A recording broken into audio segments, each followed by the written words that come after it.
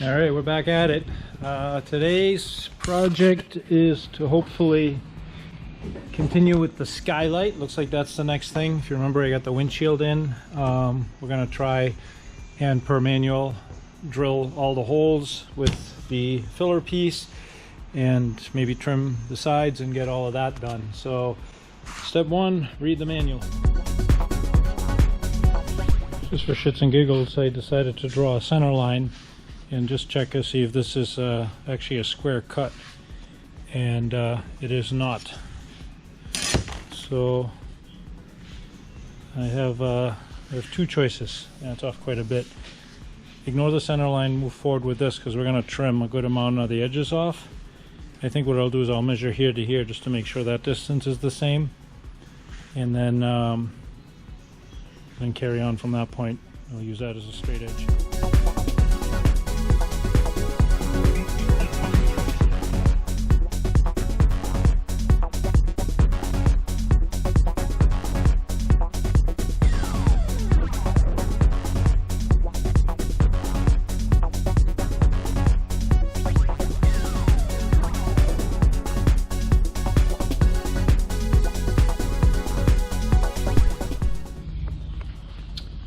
So this cut's definitely not square. Don't rely on that. I'm going to rely on this edge here and then just work my way backwards. This is the front edge, 1/4 inch in. Use this to transfer drill them. Now we're going to do something similar with the, what are they called? Skylight spacer strips.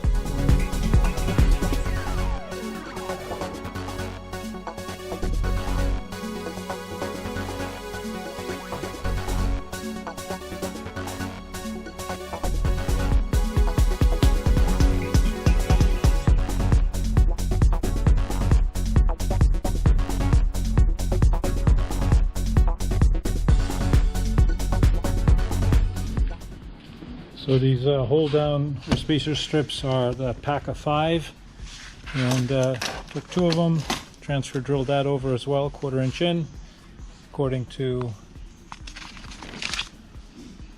the figures manual. Number 30 only for now. Actually I think these stay number 30 because they're going to get cleek out, but then you cut them to flush with the end of this.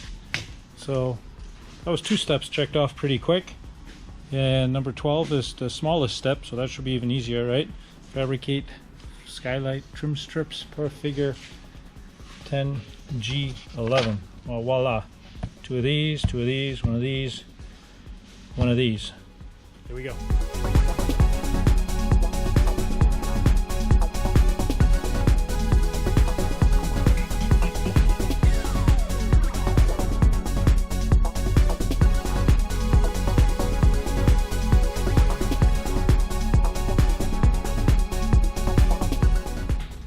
Alright, here's what I got you. They have skylight trim strips and skylight spacer strips. They look the same, but they are not. The spacer strip, which is 0078, is very, very thin. And the trim strips, which look the same, that I mistakenly cut for up here, are much thicker. So after cutting the first 2 here, I'm going to be short on these now, so be careful on that. Spacer strip, trim strip. Maybe if they put those 2 together I would have noticed that there's 2 different ones, but yeah. Oops. Well, at least I have a nice template for marking the proper strips. Alright, I feel pretty silly messing those up, but it'll help somebody else. Make sure you put the skinny ones with the as a spacer strip. These are, so I kind of measured them. They're the trim strips. Oh, sorry, the thicker ones. Yeah, the thicker ones are 0.05. We'll disregard that.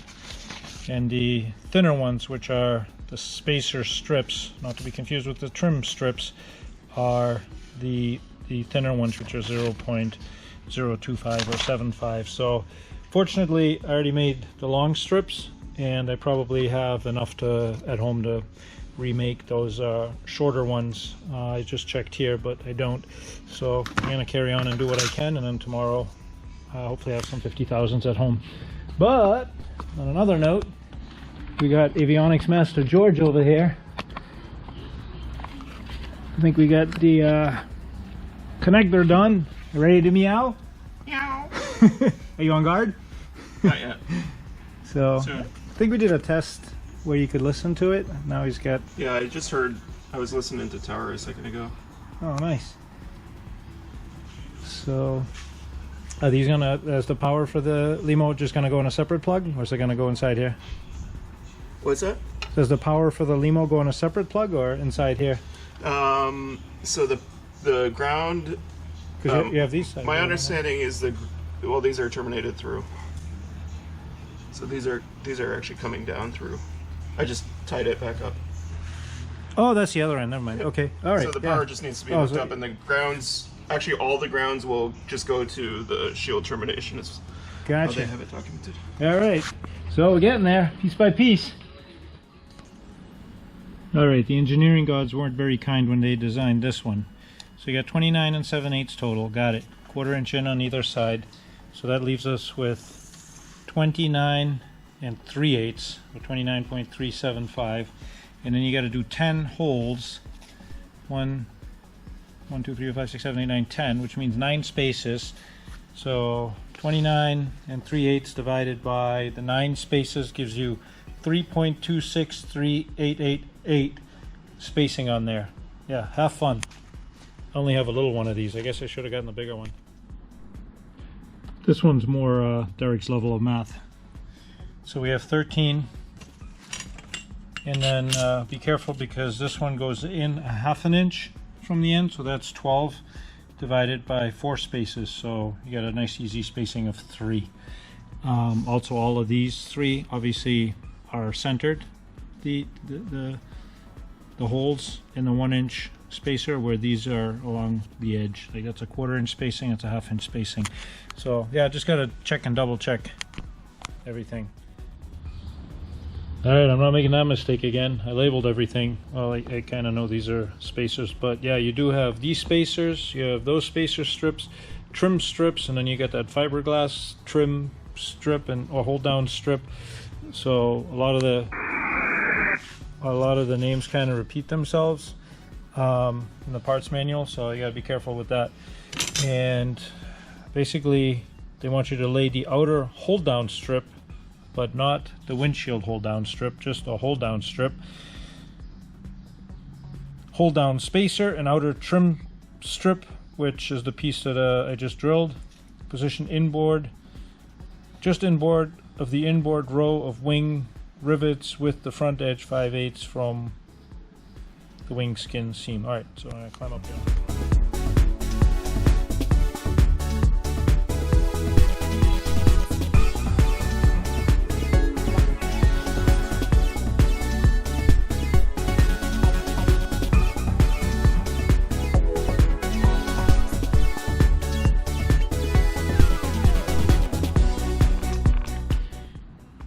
Alright, I won't bore you with any more time lapse, but 5/8 from here back.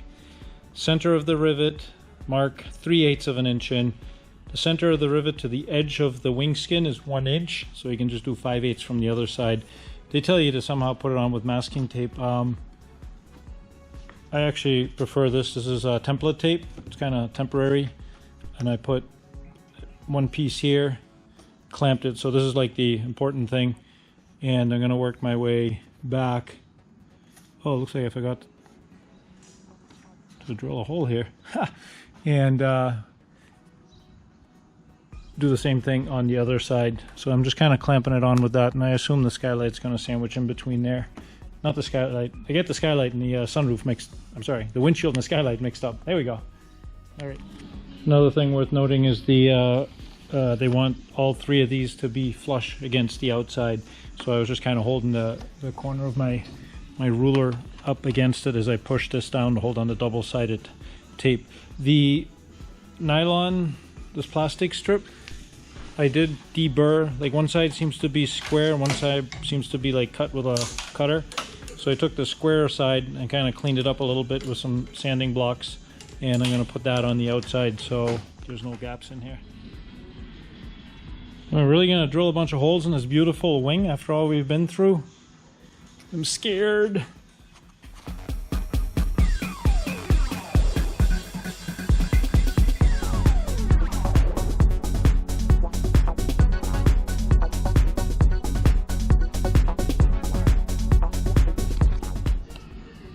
Alright, that worked out really nice.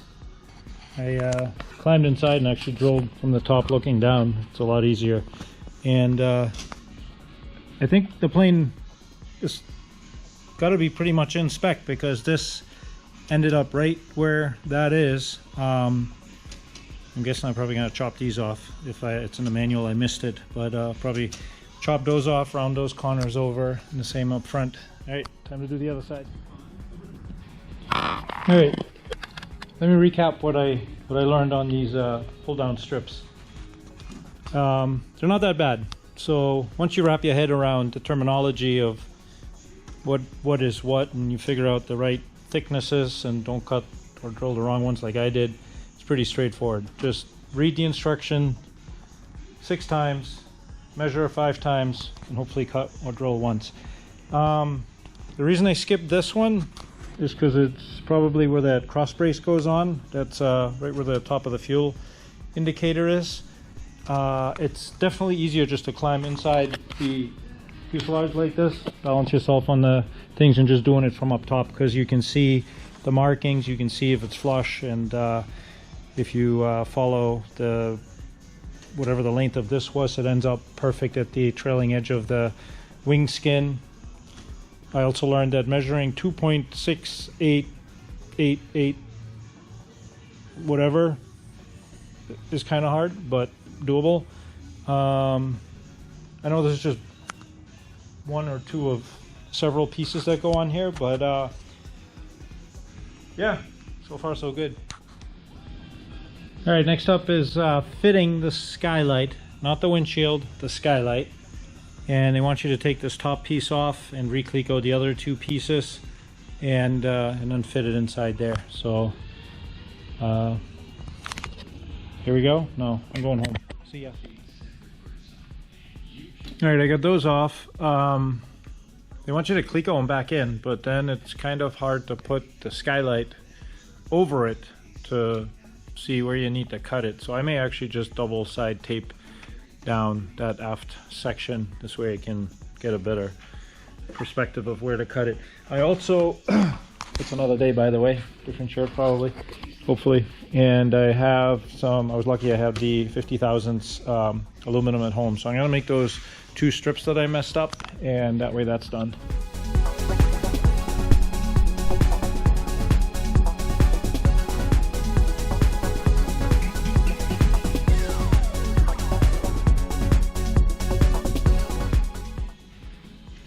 Look at these strips. Aren't they beautiful? Most beautiful strips you've ever seen. Like, I never messed up. Now I gotta drill the holes in the right spot. If I did the math right, these have some funky spacing too, but at least one's in the center, so my little, I don't know what you call this thing, but it's awesome, reaches so I can do the proper spacing without having to do too much math. They want you to overlap this by 1.5 inches from the forward edge of the upper tail skins here. So I basically just drew a line going across here to help me line it up.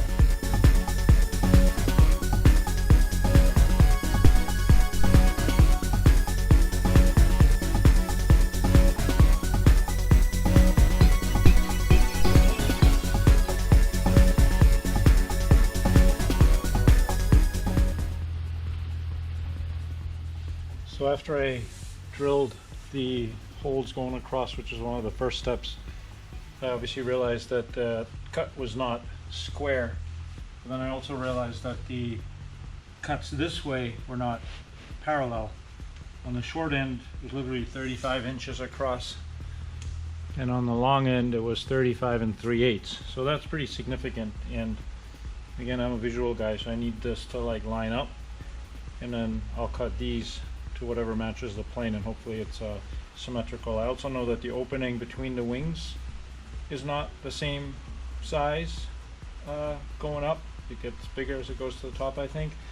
So I don't want to just chop this to the 43 inches or whatever it is, but first step to test it fit in now. Yeah, I got it laying up here. I put a couple of blocks at 1.5 inches back from that skin where my mark is. I just double side taped them to keep this from sliding back, because it was kind of sliding back. So the back is 43 1/8. At that top about there is 43 3/8. So it tapers outward a little bit. And in the manual it says now to fit the windshield again and make a properly fit windshield is when it lays flush on top of all 3 forward ribs. Well, guess which ribs don't contour up here? Because of the way the tab is and just the way everything fit and squared off in there, I didn't like force this up because this tab's lower, so I thought it had to start lower, so I was kind of confused there. And so we have a gap here. I'm actually not gonna worry about it because this one fits perfect, the center one, and I believe the center one's the only one that gets those 5 screws in it. I don't think there's anything that actually pulls the glass to this, so it's a good place to slide the toll ticket when you go through a toll booth or something. But yeah, that's kind of weird that they don't tell you about that earlier. You know, and then they want you to slide the windshield back. So we have 2 measurements. You know, I have this 35 inches from here to here on the skylight. Then it goes 1.5 inches beyond that skin. And now I'm looking at this. Like, I'm kind of tempted. I know people have trouble with it. There's a brace that goes across here that interferes with this. And I know that, you know, if you ever have to unscrew that, you're going to be screwed. So I want to move the brace forward, but I'm literally thinking of cutting as much as 1/2 inch off of the windshield. But I'm also looking at the spacing between here, so this is more conducive to cutting the Lexan. Maybe I'm overthinking it and this thing will never have to come out, but yeah, that's where I'm at right now. Got some thinking to do. All right, a couple of things about this brace. First of all, if you painted these ribs, this thing fits really, really tight, so you're gonna scratch them. And the brace is a little bit shy. I'd say probably 1/4 inch from the inner tank rib to the inner tank rib. So I just taped a piece of 1/8 inch acrylic on both sides. It's underneath the tape here, so it just kind of auto centers, you know what I mean? So the gap's the same. And I put a let me climb up, hold on. I put an inquiry on Facebook. So what I'd like to do is cut 7/8 of an inch off of this. So that will be flush, plus the holes in the middle at 1/2 inch in, plus the 1/4 inch for the hangover of the Lexan, plus, you know, 1/8 inch for contraction and expansion. I don't see any reason not to cut that, but before I do, I just figured I'd ask.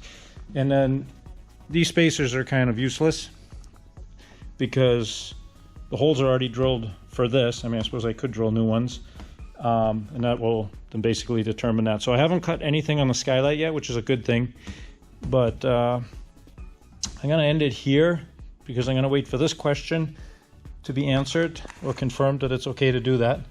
And I'll see you in the next video. Yeah, it's going to be, I was hoping to finish the skylight in this video, but it's going to be awfully long, especially if I keep babbling and thinking. But happy building. And again, this is just me trying to figure it out, so no advice. And any comments or suggestions are always welcome. Thank you. See ya.